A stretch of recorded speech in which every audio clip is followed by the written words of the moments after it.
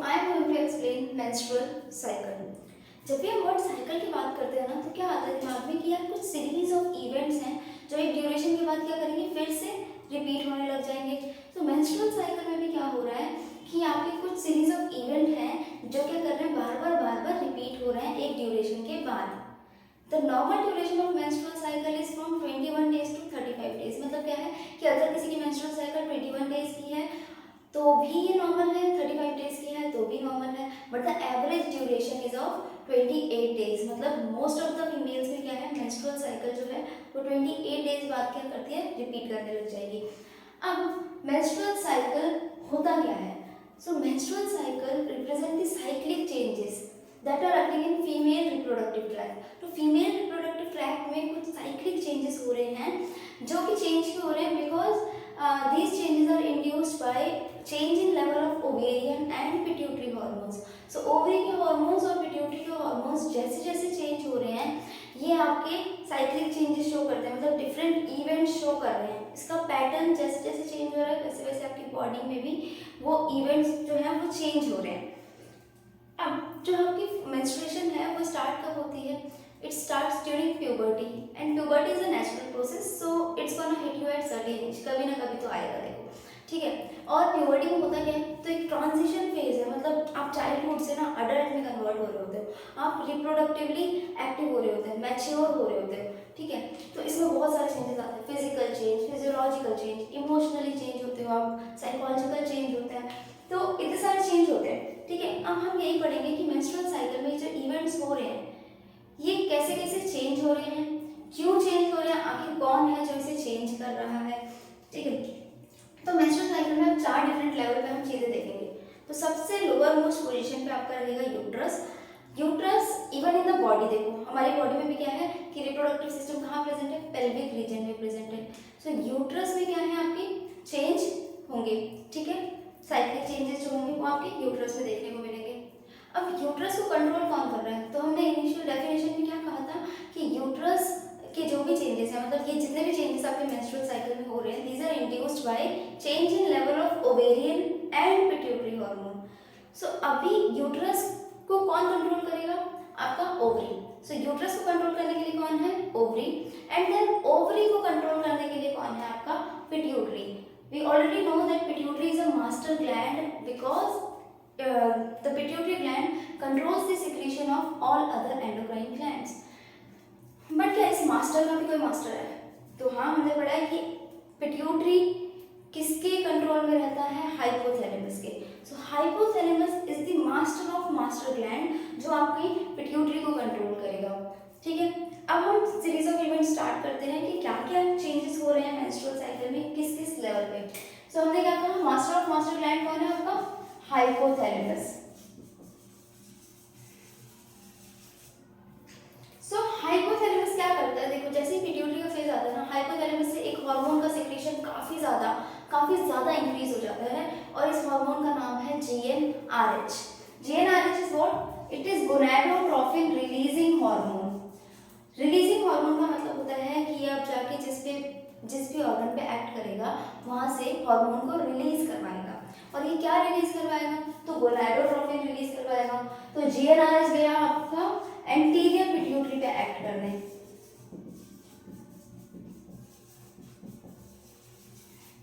और anterior pituitary से कहा कि गोनाडोट्रोपिन रिलीज करने हैं। किसका ऑर्डर है? हाइपोथैलेमस का ऑर्डर है, ठीक है। तो अब यहाँ पे एंटीरियर पिट्यूटरी ने FSH सिक्रीट किया। क्या सिक्रीट किया? FSH मतलब फॉलिकल स्टिमुलेटिंग हार्मोन। नाम से ही पता चल रहा है, देखो जो इसका नाम वही इसका काम। इसका क्या काम है? फॉलिकल्स को स्टिमुलेट करना। बट द क्वेश्चन इज कि एंटीरियर पिट्यूटरी 2 गोनाडोट्रोपिन रिलीज करता है, LH और FSH। यहाँ पर FSH क्यों सिक्रीट हुआ? तो ये कैसे पता चलता है एंटीरियर पिट्यूटरी को कि कब FSH सिक्रीट करना है, कब LH सिक्रीट करना है? क्योंकि जब आप चार्ट देखते हो मेंस्ट्रुअल साइकिल की जो रिप्रेजेंटेबल है तो आप उसमें क्या देखते हो कि पहले FSH का लेवल इंक्रीज करता है और बाद में LH का लेवल इंक्रीज करता है। तो देखो यहाँ पे क्या होता है, हाइपोथैलेमस ने ना पहले से ही एंटीरियर पिट्यूटरी को समझा रखा होता है कि भाई अगर मैं अपना GnRH इस पैटर्न से रिलीज करूंगा तो तुझे FSH सिक्रीट करना है, और अगर मैं अपना GnRH जो है वो इस पैटर्न से रिलीज करूँगा, तो तुझे LH सिक्रीट करना है। तो यहाँ पर आपका जो GnRH है ना वो एक डिफरेंट पल्स फ्रीक्वेंसी से सिक्रीट होता है, जिसको हम कहते हैं low pulsatile frequency. So anterior pituitary को पता है कि जब भी हाइपोथैलेमस लो पल्सटाइल फ्रीक्वेंसी से GnRH रिलीज करेगा तो उसको हमेशा FSH सिक्रीट करना है। तो यहाँ पे FSH का सिक्रेशन स्टार्ट हो गया। नाउ अभी FSH किस पे जाके एक्ट करेगा? ओवरी पे, क्योंकि आपके जो फॉलिकल्स हैं वो कहाँ पे प्रेजेंट हैं? These are present in ovary। आपने ऑलरेडी पढ़ा है, देखो कि बर्थ से पहले ना बहुत सारे ओगोनिया ऑलरेडी क्या होता है ओवरी में बन चुके होते हैं। वो ओगोनिया जो होते हैं वो इवन क्या होते हैं डेवलपमेंट में चले गए होते हैं, फॉलिकल्स बना दिए होते हैं। तो आपकी ओवरी में बहुत सारे फॉलिकल्स क्या हैं ऑलरेडी प्रेजेंट हैं। तो यहाँ पर हमने बहुत सारे फॉलिकल्स बना लेते हैं। So these are follicles. These are follicles in the ovary। अब देखो एक चीज समझो कि जब FSH आएगा हम क्या पढ़ते हैं कि हर महीने एक ओवम मैच्योर होता है। तो क्या ये FSH आकर एक ही फॉलिकल पे काम करना स्टार्ट करता है? तो समझो कि इतने सारे फॉलिकल्स में क्या एक ही फॉलिकल मैच्योर होना स्टार्ट करेगा? तो ऐसा नहीं है। FSH का किसी को दिल थोड़ी आया हुआ है कि हाँ ये फॉलिकल बढ़िया लग रहा है, ये सुंदर लग रहा है, इसको आगे ले जाता हूँ। तो ऐसा नहीं है। तो जैसे ही FSH सिक्रीट होता है, जैसे ही ओवरी पे एक्ट करता है, तो आपके बहुत सारे फॉलिकल्स क्या करते हैं मैच्योरेशन में चले जाते हैं। तो यहाँ पे अराउंड 10 to 15 फॉलिकल्स क्या करेंगे मैच्योर होना स्टार्ट हो जाते हैं। और ड्यूरिंग मैच्योरेशन ये आपकी एक लेयर जो होती है उसको डेवलप कर लेते हैं, जिसका नाम होता है ग्रैन्युलोसा लेयर। ठीक है। तो यहाँ पे इसने एक लेयर डेवलप कर ली जिसका नाम क्या है ग्रैन्युलोसा लेयर।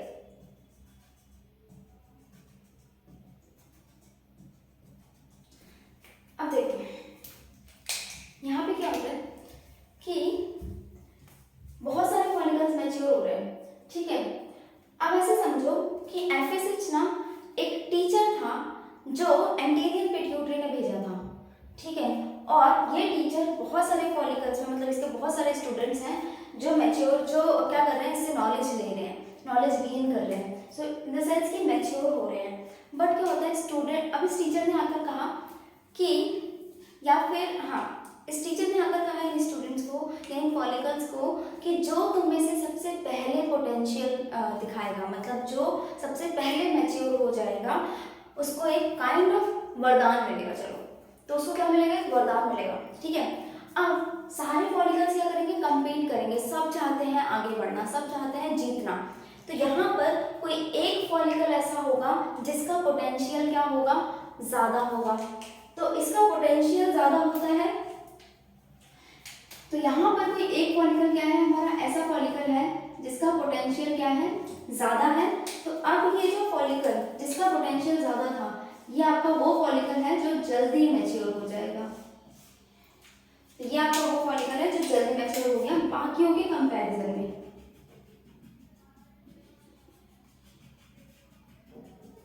ठीक है। ये आपका वो फॉलिकल जो जल्दी मैच्योर हो गया बाकियों के कंपैरिजन में। इस फॉलिकल का नाम क्या है? इस फॉलिकल का नाम है सेकेंडरी मैच्योर फॉलिकल। ठीक है। लेकिन बाकी के फॉलिकल्स क्या कर रहे हैं? अभी भी मैच्योर कर रहे हैं। तो ये वो फॉलिकल है जो अभी भी मैच्योर कर रहे हैं, जो अभी भी क्या चाहिए जिनको FSH टीचर की गाइडेंस की जरूरत है। तो इनको अभी भी FSH चाहिए उतना पोटेंशियल दिखाने के लिए। तो ये आपके जो मैच्योरिंग फॉलिकल हैं ये बेचारे अभी भी FSH के अंडर ग्रो कर रहे थे। बट जैसे ही ये एक फॉलिकल बना, ठीक है, जैसे ये एक फॉलिकल बना इसने क्या किया, इसको हमने क्या कहा था जैसे ही जो जल्दी पोटेंशियल दिखाएगा अपना उसको क्या मिलेगा? एक वरदान मिलेगा। तो यहाँ पर इसको क्या वरदान मिलता है? इसको वरदान मिलता है एस्ट्रोजन प्रोड्यूस करने का। तो इस फॉलिकल ने क्या किया? एस्ट्रोजन प्रोड्यूस किया। और इस एस्ट्रोजन ने क्या किया? नेगेटिव फीडबैक शो किया। इसने किया क्या? ये जाता है एंटीरियर पिट्यूटरी के पास और कहता है मैं तो मैच्योर हो गया हूँ, मैं तो मैच्योर हो गया हूँ। तो एंटीरियर पिट्यूटरी को दिख जाता है कि एक फॉलिकल जो है वो मैच्योर हो चुका है। ठीक है। और इतना मैच्योर हो चुका है कि वो अब फर्दर मैच्योरेशन में जा सकता है इवन विदाउट FSH। ठीक है, तो ये क्या करता है एंटीरियर पिट्यूटरी से एफएसएच इनहिबिट करवा देता है। तो एंटीरियर पिट्यूटरी यहाँ पे क्या करेगा, एफएसएच इनहिबिट कर देगा।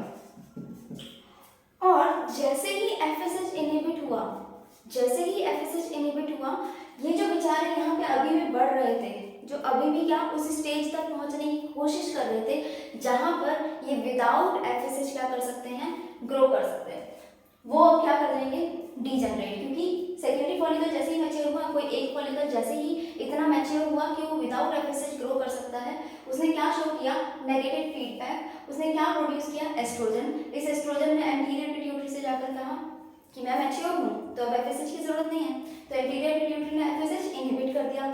ठीक है, तो ये क्या कर जाएंगे अब, degenerate. And these degenerated follicles are known as atretic follicles. देखो यहाँ पर सेकेंडरी ओसाइल ने अपना कंपटीशन खत्म कर दिया। और ये नेगेटिव फीडबैक जरूरी भी क्यों था, क्योंकि सपोज करो अगर 10 से 15 ओवम मैच्योर हो जाए, अगर 10 से 15 फॉलिकल मैच्योर होके ओवम बना ले, तो यहाँ पर कितनी फर्टिलाइजेशन होगी, 10 to 15 फर्टिलाइजेशन जब भी पॉसिबिलिटी होगी, यहाँ पे 10 से 15 फर्टिलाइजेशन होगी। And a women might be delivering 10 to 15 kids at a time. कितना फर्क है सुनने में, ठीक है। तो अल्टीमेटली ये कॉम्पिटिशन खत्म करने का सिग्निफिकेंस क्या था कि कोई एक ही ओवम जो है वो मैच्योर हो सके। तो यहाँ पे एस्ट्रोजन प्रोड्यूस हुआ, उसने ये अपना कॉम्पिटिशन खत्म करवा दिया। अब ये बहुत खुश है, ऑब्वियसली खुश होना भी चाहिए, उसने कॉम्पिटिशन जीता है। ठीक है, अब ये क्या कर रहा है, ये आगे बढ़ता है अपनी जर्नी में, ये बना रहा है आपका फिर से और ज्यादा मैच्योर हो रहा है, ये बना रहा है टर्शियरी फॉलिकल। और इस टर्शियरी फॉलिकल बनाते बनाते ये यहाँ पे क्या सिक्रीट कर रहा है, ये यहाँ पे एस्ट्रोजन सिक्रीट कर रहा है। ठीक है, तो एस्ट्रोजन सिक्रीट करता जा रहा है और मैच्योर होता जा रहा है। ये जो एस्ट्रोजन सिक्रीट कर रहा है, ये अब एस्ट्रोजन जाता है किसके पास, आपके यूट्रस के पास।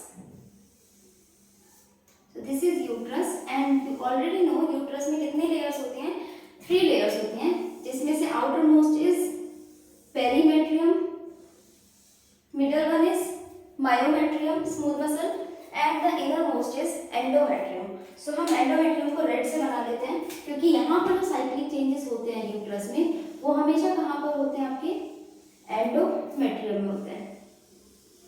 सो अभी एस्ट्रोजन आएगा फटाफट भागते हुए एंडोमेट्रियम के पास और उसको बताएगा कि मैंने रेस जीती थी और ये एस्ट्रोजन लेकर आया हूँ। और ये एस्ट्रोजन बेसिकली एक गुड न्यूज़ लेकर आता है।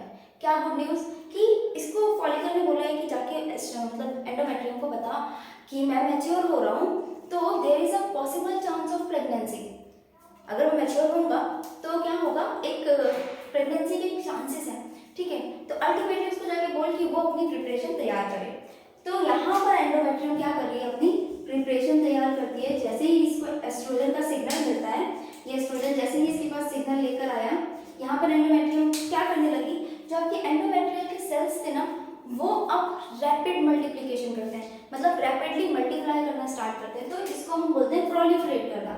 यहाँ पे ये सेल्स मल्टीप्लाई होने स्टार्ट हो गए।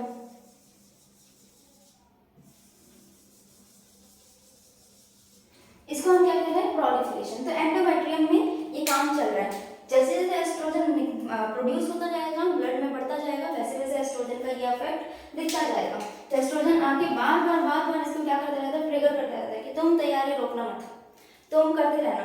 तो यहाँ पर अपनी तैयारी आपकी चल रही, कंटिन्यूस तैयारी चल रही। ठीक है, इसी बीच क्या है आपका ये टर्शियरी फॉलिकल अब अभी भी क्या कर रहा है, मैच्योर कर रहा है ना। अभी तक ये एकदम मैच्योर फॉलिकल में तो कन्वर्ट हुआ नहीं, साथ साथ मैच्योर कर रहा है और क्या प्रोड्यूस करता जा रहा है, एस्ट्रोजन प्रोड्यूस करता जा रहा है। तो अब हम बनाते हैं हमारा मैच्योर फॉलिकल, जिसको हमने नाम दिया है ग्राफियन फॉलिकल।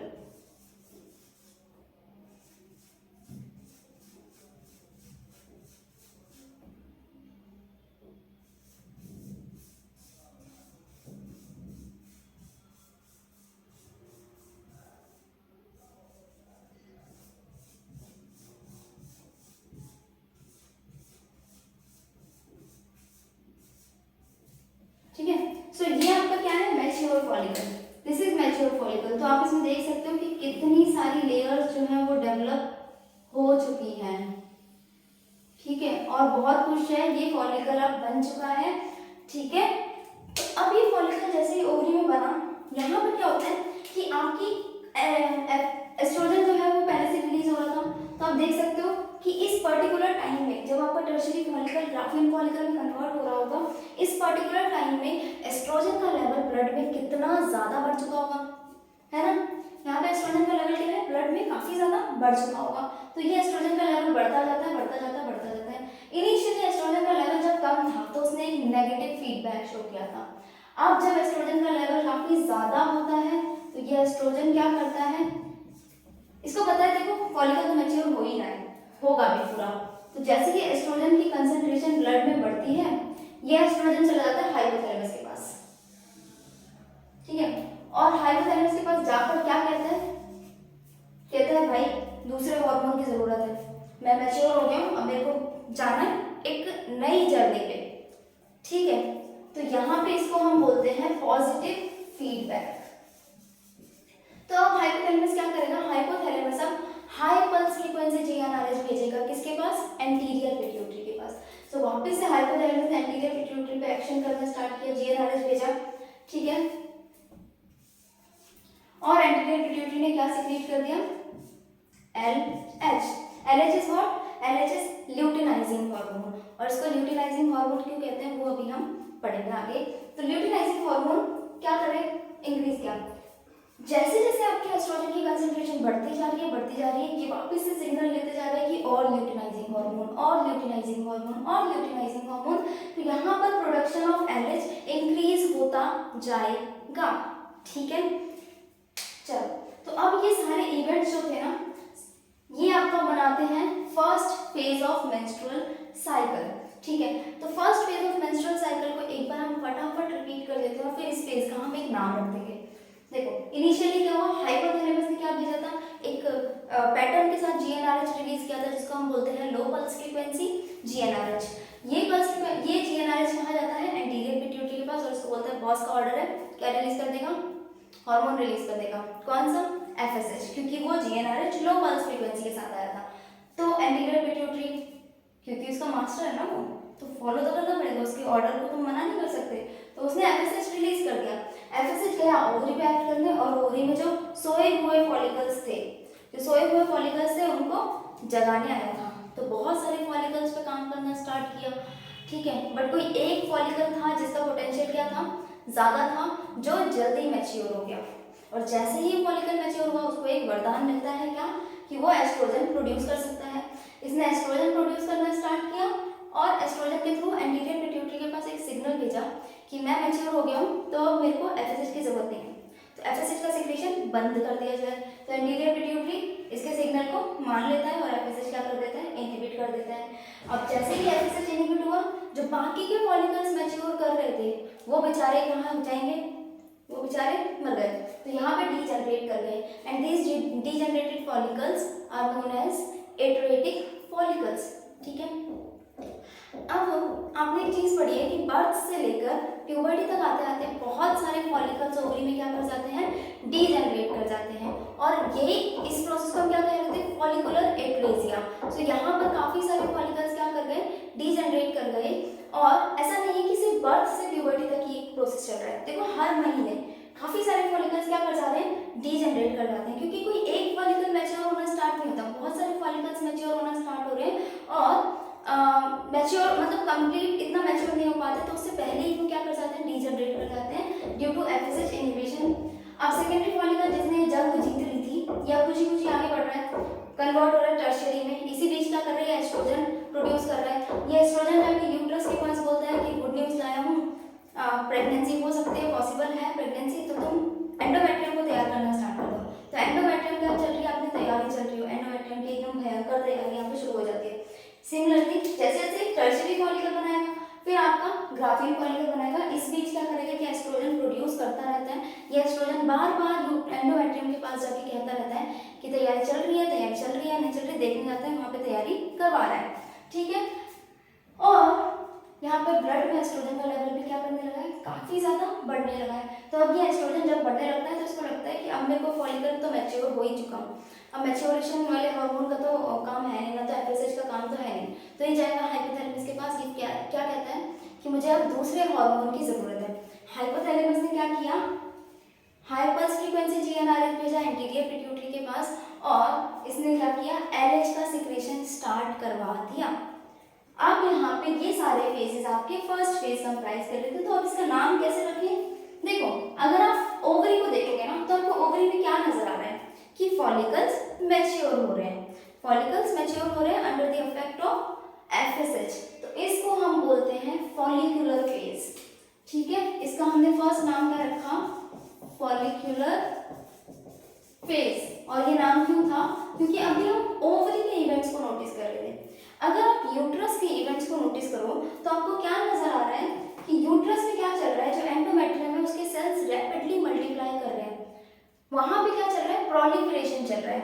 तो यूट्रस के कंसर्न से अगर हमें इसे एक नाम देना हो तो हमने इसका नाम रख दिया प्रोलिफरेटिव फेज।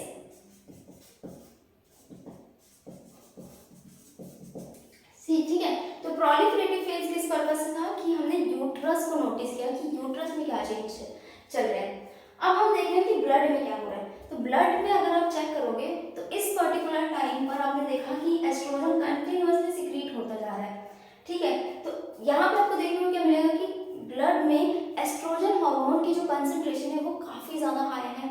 तो हम अगर ब्लड के कंसर्न से देखें तो इस फेज का नाम हमने रख दिया एस्ट्रोजेनिक फेज। ठीक है, तो यहाँ पर ये सारे फेज आपका, ये तीनों ही नाम आपका क्या शो कर रहे हैं, आपका इनिशियल फेज मतलब first phase of menstrual cycle. और ये हम डिफरेंट ऑर्गन्स या पार्ट के कंसर्न से नाम कह रहे हैं। चलो, this is all about the first phase of menstrual cycle.